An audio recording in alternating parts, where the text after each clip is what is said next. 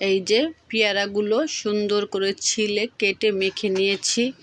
আমার ডলার সোনার মুখে রুচি নেই, ওর কিছুদিন আগে জ্বর গেল। ও সে আমাকে মাঝে মাঝেই বলে, আন্টি আমাকে একটু পেয়ারা মেখে দেন, আন্টি একটু ভর্তা করে দেন। লক্ষ্মী সোনা ছেলে আমার হাতের ভর্তাটা খুব পছন্দ করে। তাই আজকে ওর আব্বু আমাকে পেয়ারা আর আম এনে দিল, যে এটা সব বাচ্চারা মিলে খাবে। এখন এই যে আমি কেটে সব সুন্দর করে সাজিয়ে নিলাম।